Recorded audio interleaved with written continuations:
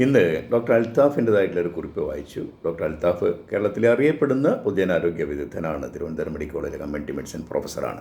അദ്ദേഹം പറഞ്ഞത് കേരളത്തിൽ ഇക്കുറി ഉണ്ടായിട്ടുള്ള നിപ്പ കേസുകളെല്ലാം പ്രൈമറി കേസുകളാണ്. മുമ്പത്തേനേക്കാളും എണ്ണം പ്രൈമറി കേസുകൾ കൂടുതൽ റിപ്പോർട്ട് ചെയ്യുന്നതിൻ്റെ അർത്ഥം എന്താണ്? നമ്മളെ നിയന്ത്രണ രീതികളെല്ലാം അന്തിച്ചർച്ചകൾ കാണുന്നു. ഒരു നാട് തന്നെ കെട്ടിപ്പൂട്ടി വെക്കുന്നു. എത്രയോ കേസുകൾ സാമ്പിൾസ് അയക്കുന്നു, റിപ്പോർട്ടിന് വേണ്ടി വെയിറ്റ് ചെയ്യുന്നു. ഒരുപാട് ആളുകളെ നമ്മൾ ക്വാറൻറ്റൈനിൽ വെക്കുന്നു. ആകെ ജഗപൊകയാണ് നടക്കുന്നത്. പക്ഷേ സത്യത്തിൽ നമ്മുടെ ശ്രദ്ധ പതിയേണ്ടുന്ന ഇടത്ത് അതെത്താതെ പോവുകയും അനാവശ്യമായിട്ടുള്ള കുറേ കാര്യങ്ങൾ നടക്കുകയും കുറേ ആൾക്കാർക്ക് ബുദ്ധിമുട്ടുണ്ടാകുകയും ചെയ്യുന്നതിനപ്പുറം കൂടുതൽ പ്രധാനമായിട്ട് ശ്രദ്ധിക്കേണ്ട ചില ഭാഗങ്ങൾ നമ്മൾ കാണാതെ പോകുന്നു എന്നുള്ളതാണ്.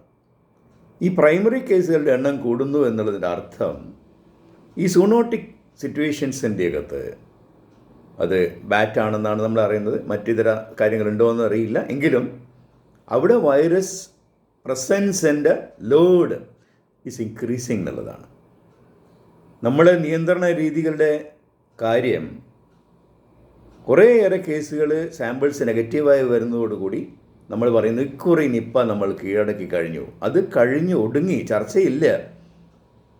അതേസമയം നമ്മളറിയാതെ വൈറസിൻ്റെ സാന്നിധ്യവും അത് കൂടിക്കൂടി വരുന്ന ഒരു കാര്യം അവിടെ നിലനിൽക്കുന്നു. അതിനെതിരെ നമ്മളുടെ ശ്രദ്ധ പതിയേണ്ടത്, ജനങ്ങളുടെ ഇടയിൽ അവബോധം ഉണ്ടാകേണ്ടതിന് പലപ്പോഴും നടക്കുന്നില്ല. അവിടെയാണ് പ്രാധാന്യം നമ്മളെ വേണ്ടത്.